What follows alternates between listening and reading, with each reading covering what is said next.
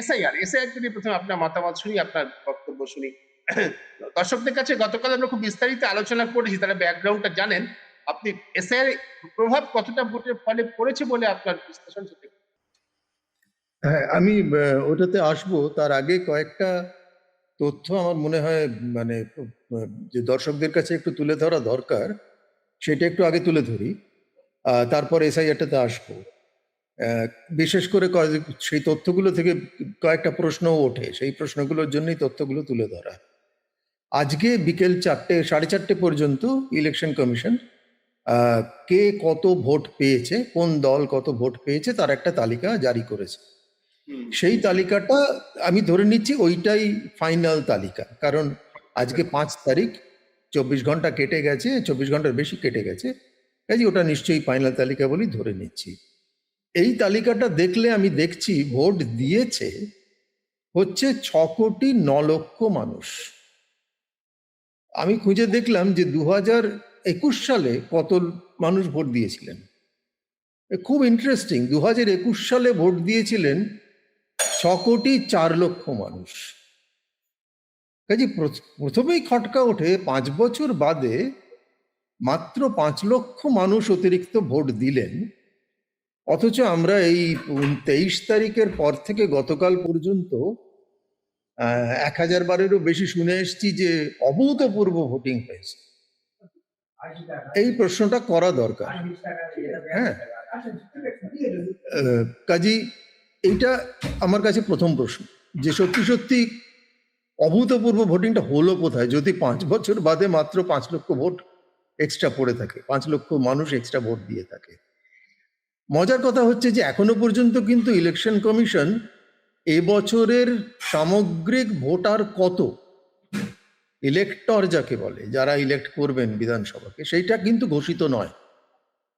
Booth স্তরের তথ্য দেওয়া আছে, আপনাকে 294টা বুথে 80,000, 294টা বিধানসভা কেন্দ্রে প্রায় 80,000 বুথের তথ্য জোগাড় করে যোগ করে বের করতে হবে।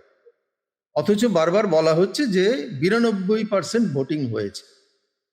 তা আমি ধরে নিলাম যে 92% ভোটিং হয়েছে, কথাটা সত্যি আপাতত। তাহলে এই যে 6,09,00,000 মানুষ ভোট দিয়েছেন, সেটা যদি 92% হয়ে থাকে, তাহলে মোট ভোটারের সংখ্যাটা ভাগ করলেই বেরিয়ে যাবে। ভাগ করে দেখছি মোট ভোটারের সংখ্যাটা হচ্ছে 6,62,00,000। খুব মজার কথা হচ্ছে, তাহলে আমাদের এই যে বিয়োগ গেল, আমরা বলেছিলাম না যে 91 লক্ষ মানুষ মানে বাদ গেছেন, সমস্ত খবরের কাগজে বেরিয়েছে, সব টিভি চ্যানেলে বলা হয়েছে, আমরাও বলেছি আমাদের চ্যানেলে ইত্যাদি। আমি খুঁজে অ্যাকচুয়ালি দেখলাম, এগুলো খুঁজতে গিয়ে বেশ অবাক হতে হয়। 2021 সালে মোট ইলেক্টর মানে মোট ভোটার সংখ্যা ছিল 7,34,00,000। 7,66,00,000 নয়, 7,34,00,000। এটা ইলেকশন কমিশনের বুলেটিন আমি বের করে রেখেছি, যে কেউ চাইলে পাঠিয়ে দিতে পারবো। তাহলে 7,34,00,000 থেকে আমরা এবারে কমে পেলাম 6,62,00,000, কিন্তু 91 লক্ষ বাদ গেলে তো 6,43,00,000 হয়। তার মানে 20 লক্ষ মানুষ বোধহয় এক্সট্রা নতুন ঢুকেছেন, যেটার কথা কিন্তু আমরা শুনতে পাচ্ছি না। এবং এইটা অদ্ভুত দাঁড়াচ্ছে যে 6,62,00,000 মানুষ তার মানে ভোট দিয়েছেন ভোটার তালিকার মধ্যে, তাদের মধ্যে 92% মানুষ ভোট দিয়েছে। খুব ইন্টারেস্টিং যেটা, সেটা হচ্ছে যে এবারে আপনার কথাতে আসি, এটা একটা মানে বড় ধাঁধা তৈরি করছে কিন্তু, যে অভূতপূর্ব ভোটিং হয়েছে, এত পার্সেন্ট বেশি ভোট পড়েছে ইত্যাদি ইত্যাদি, কিন্তু সংখ্যাতে এগুলো মিলছে না, প্রথম কথা। দ্বিতীয় কথা হচ্ছে এই যে এখন তো এটাও জানা গেছে যে সত্যি সত্যি বিজেপি সামগ্রিক ভোট কত পেয়েছে, তৃণমূল সামগ্রিক ভোট কত পেয়েছে, বামেরা সামগ্রিক ভোট কত পেয়েছে। আমি একটু বলে নিই, তাহলে মানুষের বুঝতেও সুবিধা হবে দর্শকদের। বিজেপি সামগ্রিক ভোট পেয়েছে 2,92,00,000। আমি আর ওই হাজারের ঘরের সংখ্যাগুলো বলছি না, তাহলে সময় বেশি যাবে। আর তৃণমূল ভোট পেয়েছে 2,60,00,000। তার মানে বিজেপি এইবারেতে তৃণমূলের চেয়ে 32 লক্ষ ভোট বেশি পেয়েছে। কিন্তু শুধু সেটা বললে হবে না, যেটা আসল বলা দরকার সেটা হচ্ছে যে 2021 সালে বিজেপি পেয়েছিল 2,27,00,000 ভোট। এই যে 27 লক্ষ থেকে আহ, হ্যাঁ 2,27,00,000 ভোট পেয়েছিল। এই যে 2,27,00,000 থেকে তারা 2,92,00,000 লোক হয়ে গেল, হুম। প্রায় মানে 55,00,000 ভোট তাদের বেড়ে গেল, 65,00,000 ভোট বেড়ে গেল। হুম। এইটাই হচ্ছে পশ্চিমবঙ্গের এবারে নির্বাচনের সত্যি সত্যি ফলাফলটাকে নির্ধারিত করছে। অর্থাৎ বিজেপির এই বছরে আগের 5 বছরের তুলনায় 65,00,000 প্রায় ভোট বেড়ে গেছে। প্রশ্ন হচ্ছে এই 65,00,000 ভোট কোত্থেকে এলো এবং কিভাবে এলো। আমি যদি দেখি যে তৃণমূল ভোট পেয়েছিল কত 2021 সালে, তৃণমূল ভোট পেয়েছিল 2,86,00,000 21 সালে। হুম। এবারে তারা পেয়েছে 2,60,00,000। তাহলে তাদের ভোট সত্যি সত্যি কমেছে এই 26 লক্ষ মতো। 26 লক্ষ মতো। হ্যাঁ। 26 লক্ষ মতো তৃণমূলের ভোট কিন্তু কমেছে, মানে সরাসরি একেবারে কমেছে বলে ধরে নিচ্ছি। হুম। কিন্তু বিজেপির ভোট বেড়েছে প্রায় 65 লক্ষ বা যে ওই রকম কাছাকাছি।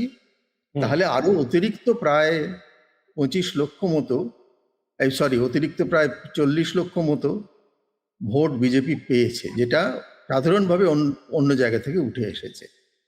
এইখানে তাহলে তিনটে জিনিস মানে নিয়ে কথা বলতে হয়, যেটা আপনার প্রশ্নের দিকে আসছি।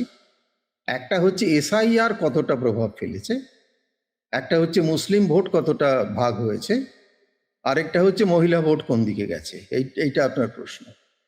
এসআইআর কতটা প্রভাব ফেলেছে এটা বিচার করা একটু কঠিন হচ্ছে। আপনি কিছু বলবেন? অশোকদা 1 মিনিট আপনাকে থামিয়ে, যেহেতু আমি ব্যাপারটা খুব কিনলি ফলো করছি, আমার সামনে ফিগার গুলো খোলা আছে, আপনি যেগুলো বললেন তার থেকে আরেকটা খুব গুরুত্বপূর্ণ প্রশ্ন আসে যে ভোটার তালিকায় থাকা কত মানুষ আগের বার ভোট দেননি কিন্তু এবার ভোট দিয়েছেন। হ্যাঁ হ্যাঁ। এবং আরেকটা হয়তো ছোট্ট প্রশ্ন ব্যাপারটা থাকে যে যারা নতুন ভোটার হয়েছে, যারা 18 সবে পেরিয়েছে, সেই রকম কত ভোটার অ্যাড হয়েছে, সেগুলো সেইটাও তো পরিষ্কারভাবে ঘোষিত নয়, সেটা আমাদের ওই ঘোষিত যোগ্য নয়। আন্দাজ করে বের করতে হচ্ছে হ্যাঁ আপাতত। হ্যাঁ হ্যাঁ, হ্যাঁ। কাজেই সেটাও আর একটা অপরিষ্কার জায়গা রয়ে যাচ্ছে।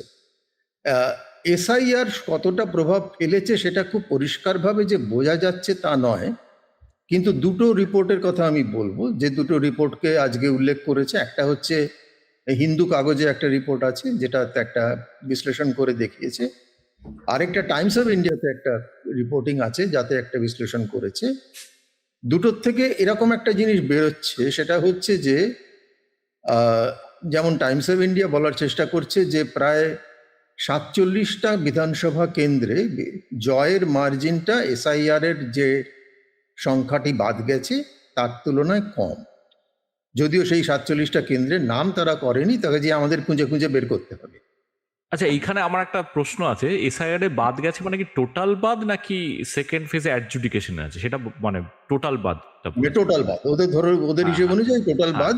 ওই রাইট। বিধানসভা কেন্দ্রের ভোটার তালিকা থেকে টোটাল বাদ আর কি, এইটা ধরে নেওয়া হচ্ছে। হুম।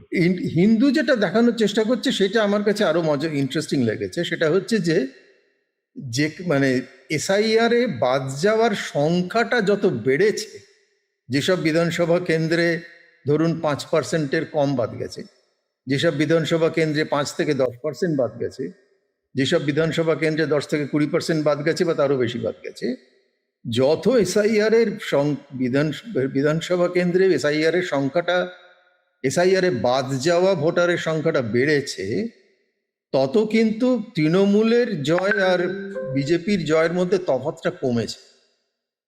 তার মানে হচ্ছে যে খুব টার্গেটেড ভাবে এসআইআর এ মানে ভোটারদের বাদ দেওয়ার কথা প্রশ্ন তোলা যেতে পারে। অর্থাৎ তারা যে খুব টার্গেটেড ওয়েতে বাদ দিয়েছে বলে একটা সন্দেহ তৈরি হয়।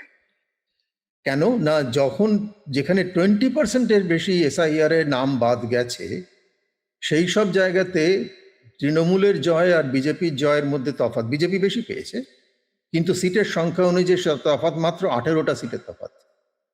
কিন্তু যেখানে 5% মতো বাদ গেছে, সেখানে বিজেপির জয় প্রায় 41টা সিটের তফাৎ তৃণমূলের থেকে।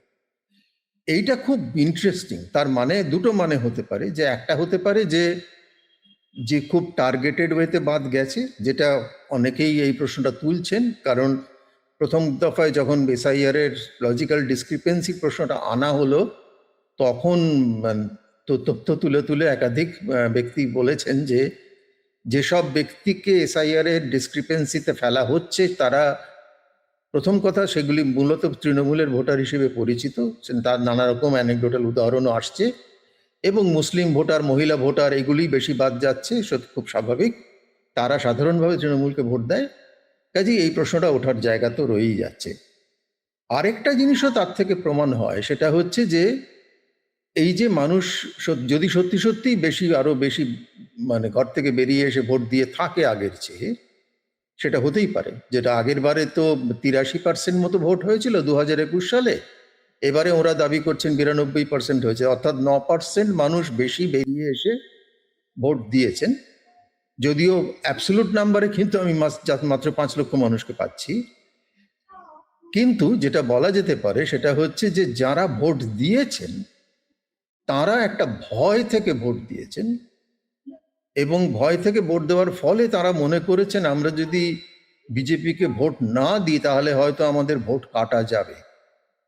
সেই থেকে হয়তো বিজেপির দিকে ভোটটা বেশি পড়েছে, এটা আরেকটা সন্দেহ তৈরি হতে পারে। এগুলো সবই সন্দেহ, এগুলো কোনোটাই প্রমাণিত হতে গেলে আরো অনেক গ্র্যানুলার তথ্য লাগবে, যেটা আজকে অন্তত নেই। আরো 1 মাস বাদে হয়তো আরো অনেক তথ্য পাওয়া যায়।